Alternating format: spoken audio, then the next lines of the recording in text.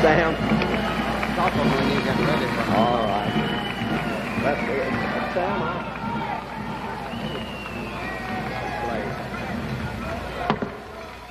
please.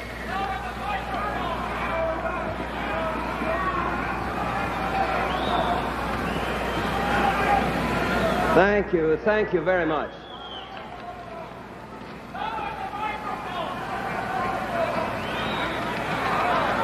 I can't. I have to have them up where I can see.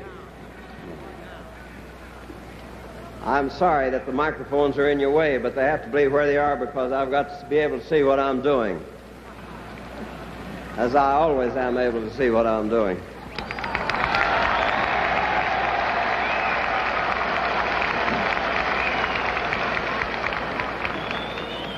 I can't tell you how very much I appreciate the honor which you've just conferred upon me. I shall continue to try to deserve it.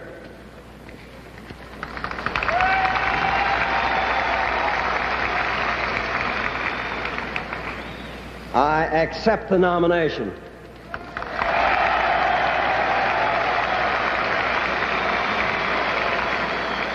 And I want to thank this convention for its unanimous nomination of my good friend and colleague, Senator Barkley of Kentucky.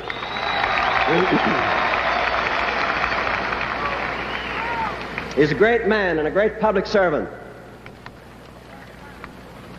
Senator Barkley and I'll win this election and make these Republicans like it. Don't you forget that.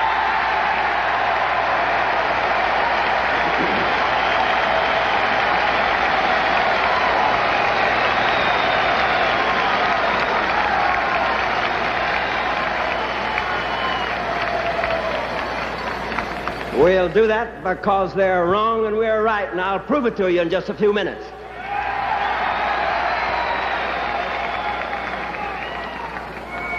This convention met to express the will and reaffirm the beliefs of the Democratic Party. There have been differences of opinion, and that's the Democratic way. Those differences have been settled by a majority vote, as they should be. Now it's time for us to get together and beat the common enemy. That's up to you. We'll be working together for victory in a great cause. Victory has become a habit of our party. It's been elected 4 times in succession, and I'm convinced it'll be elected the 5th time next November.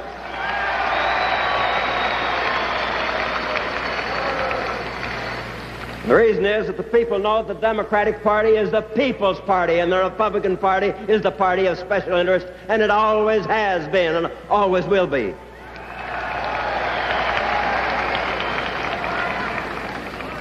The record of the Democratic Party is written in the accomplishments of the last 16 years. I don't need to repeat them. They've been very ably placed before this convention by the keynote speaker, the candidate for vice president, and by the permanent chairman. Confidence and security have been brought to the American people by the Democratic Party. Farm income has increased from less than $2.5 billion in 1933 to more than $18 billion in 1947. Never in the world were the farmers of any republic or any kingdom or any other country as prosperous as the farmers of the United States. And if they don't do their duty by the Democratic Party, they're the most ungrateful people in the world.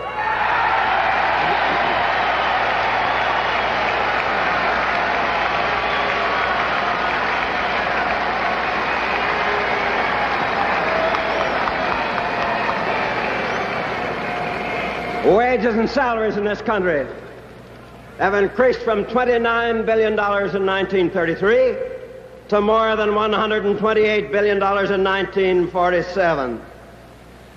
That's labor. And labor never had but one friend in politics, and that was the Democratic Party and Franklin D. Roosevelt.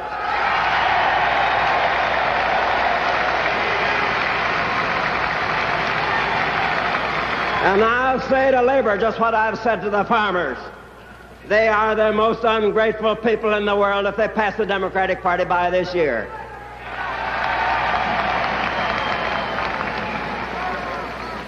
The total national income has increased from less than $40 billion in 1933 to $203 billion in 1947, the greatest in all the history of the world.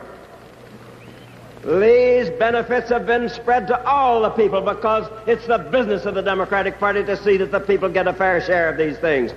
This last, worst 80th Congress proved just the opposite for the Republicans.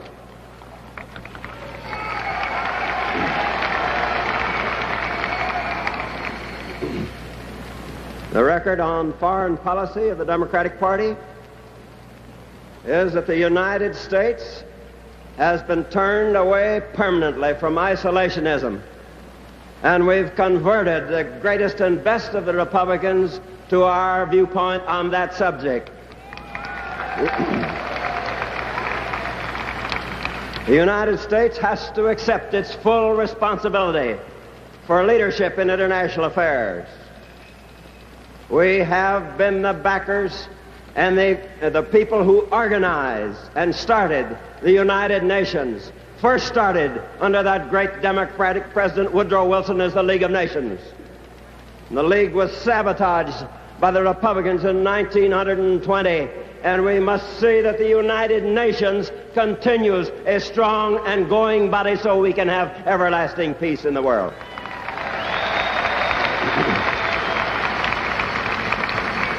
We've removed the trade barriers in the world, which is the best asset we can have for peace. Those trade barriers must not be put back into operation again. We have started the foreign aid program, which means the recovery of Europe and China and the Far East. We instituted the program for Greece and Turkey.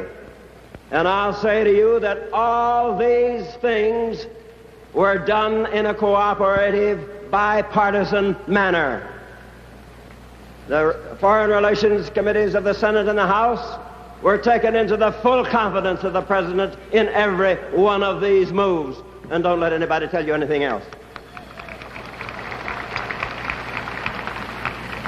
As I've said time and time again, foreign policy should be the policy of the whole nation and not a policy of one party or the other.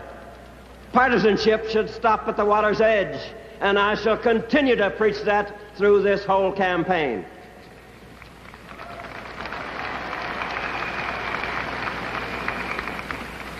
I'd like to say a word or two now about what I think the Republican philosophy is, and I'll speak from actions and from history and from experience.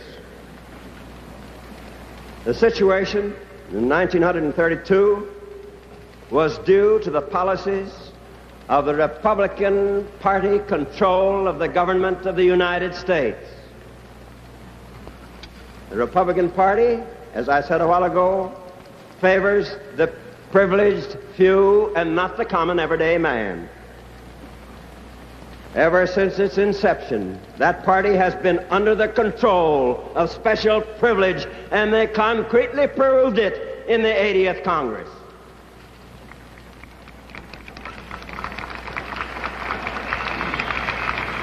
They proved it by the things they did to the people and not for them.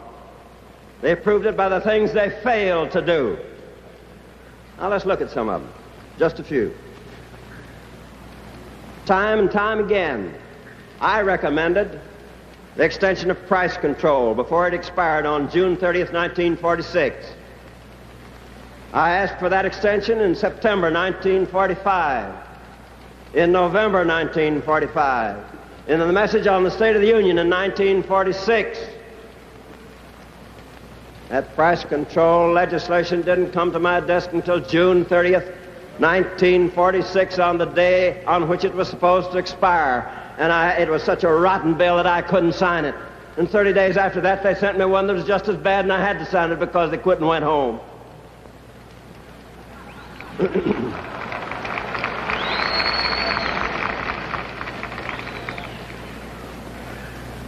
was said when OPA died that prices would adjust themselves for the benefit of the country. They have adjusted themselves all right. They've gone all the way off the chart in adjusting themselves at the expense of the consumer and for the benefit of the people that hold the goods.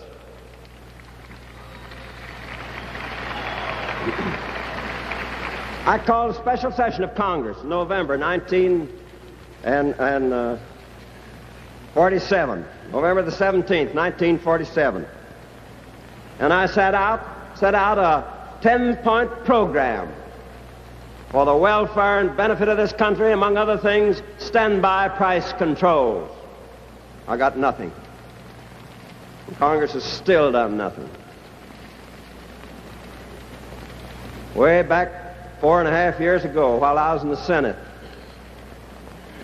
we passed a housing bill in the Senate known as the Wagner-Ellender-Taft bill. It was a bill to clear the slums in the big cities and to help erect low-rent housing.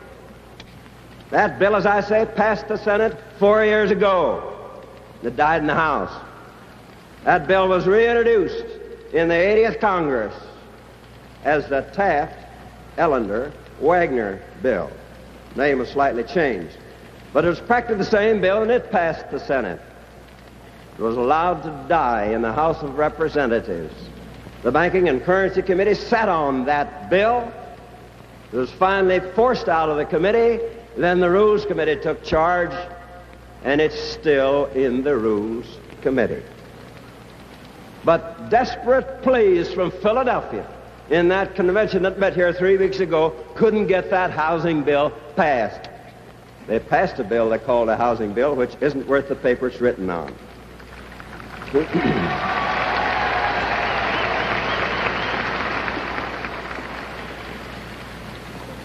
the field of labor, we needed moderate legislation to promote labor management harmony. But Congress instead passed that so-called Taft-Hartley Act, which has disrupted labor management relations and will cause strife and bitterness for years to come if it's not repealed, and the Democratic platform says it ought to be repealed.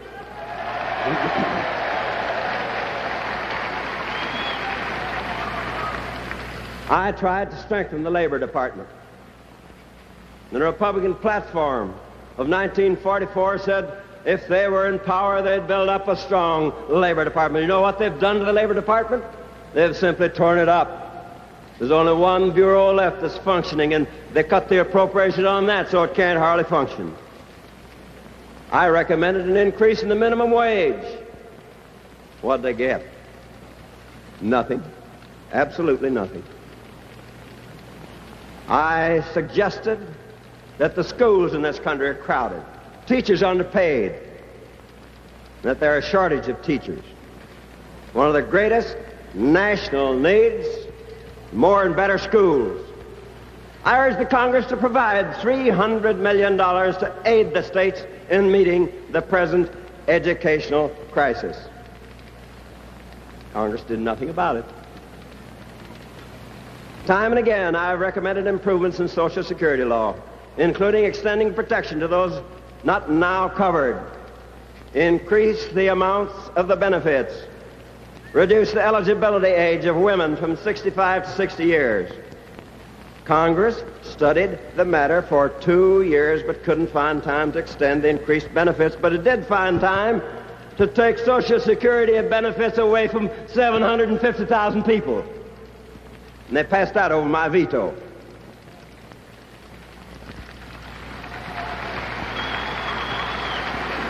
I've repeatedly asked the Congress to pass a health program. The nation suffers from lack of medical care. That situation can be remedied anytime the Congress wants to act upon it. Everybody knows that I recommended to the Congress a civil rights program. I did so because I believe it to be my duty under the Constitution. Some of the members of my own party disagree with me violently on this matter, but they stand up and do it openly. People can tell where they stand, but the Republicans all profess to be for these measures. But the 80th Congress didn't fail to act, and they had enough men there to do it, and they could have had cloture. They didn't have to have a filibuster. There were enough people in that Congress that would vote for cloture. Now, everybody would like to have low taxes.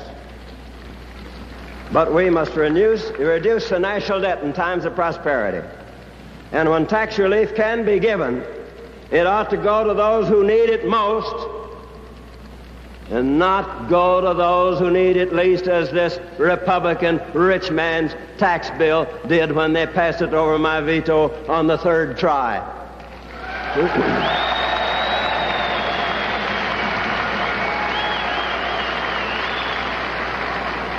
The first one of these tax bills they sent me was so rotten that they couldn't even stomach it themselves.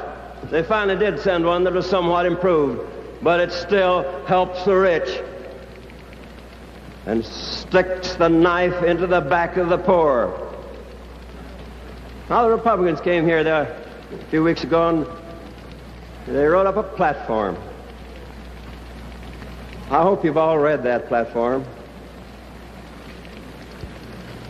They adopted a platform, and that platform had a lot of promises and statements of what the Republican Party is for and what they would do if they were in power. They promised to do in that platform a lot of things I've been asking them to do and that they've refused to do when they had the power.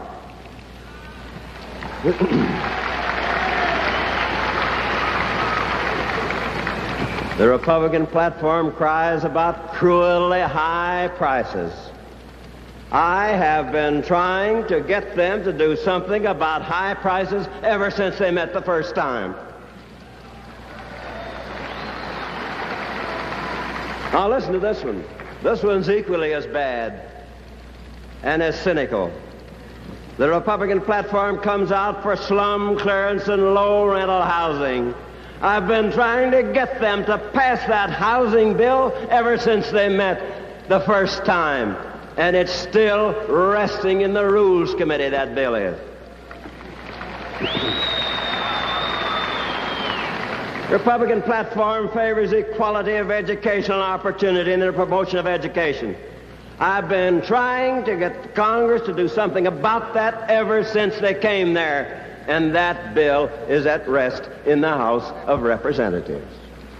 The Republican platform urges extending and increasing Social Security benefits. Think of that. Increasing Social Security benefits. And yet when they had the opportunity, they took 750,000 people off the Social Security roll. I wonder if they think they can fool the people of the United States with such poppycock as that.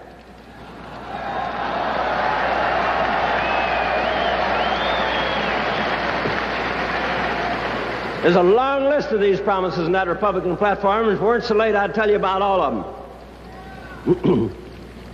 I've discussed a number of these failures of the Republican 80th Congress, and every one of them is important. Two of them are of major concern to nearly every American family. The failure to do anything about high prices and the failure to do anything about housing. My duty as president requires that I use every means within my power to get the laws the people need on matters of such importance and urgency. I am therefore calling this Congress back into session on the 26th of July.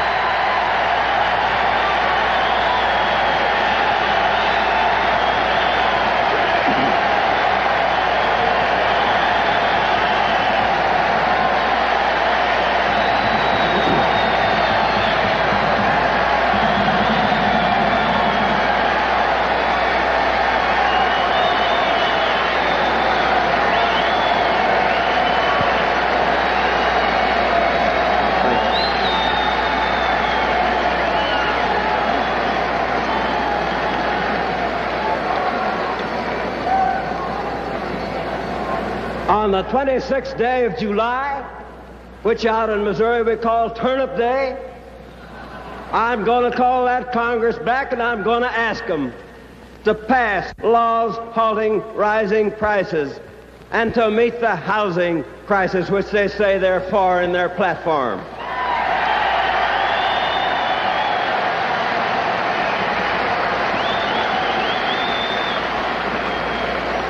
At the same time, I shall ask them to act upon other vitally needed measures such as aid to education, which they say they're for,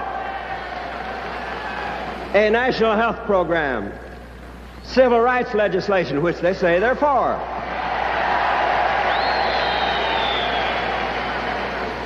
an increase in the minimum wage, which I doubt very much they're for, an extension of Social Security coverage and increased benefits, which they say they're for, funds for projects needed in our program to provide public power and cheap electricity.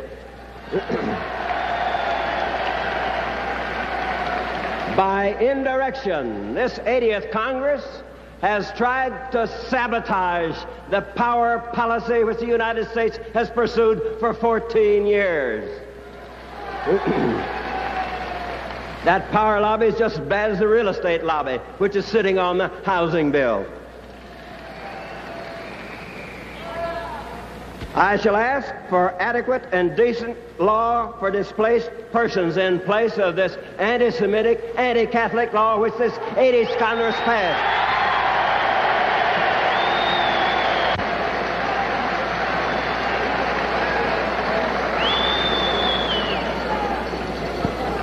Now, my friends, if there's any reality behind that Republican platform, we ought to get some action out of the short session of the 80th Congress. They could do this job in 15 days if they wanted to do it. And they'll still have time to go out and run for office.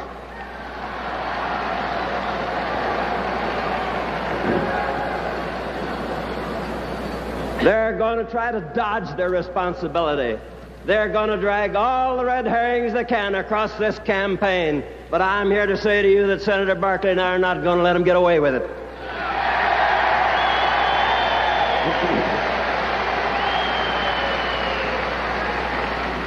Now, what that worst 80th Congress does in this special session will be the test. The American people will not decide by listening to mere words or by reading a mere platform. They'll decide on the record as it has been written. And in the record is the stark truth that the battle lines in 1948 are the same as they were back in 1932, when the nation lay prostrate and helpless as a result of Republican misrule and inaction. In 1932, we were attacking the citadel of special privilege and greed. We were fighting to drive the money changers from the temple. Today, in 1948, we are now the defenders of the stronghold of democracy and of equal opportunity, the haven of the ordinary people of this land, and not of the favored classes or the powerful few. The battle cry is just the same now as it was in 1932, and I paraphrase the words of Franklin D. Roosevelt as he issued the challenge in accepting his nomination at Chicago. This is more than a political call to arms. Give me your help, not to win votes alone, but to win in this new crusade and keep America secure and safe for its own people.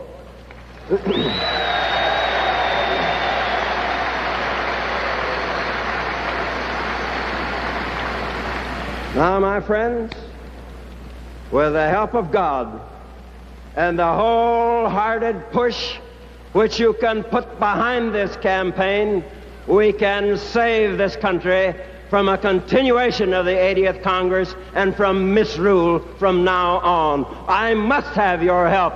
You must get in and push and win this election. The country can't afford another Republican Congress.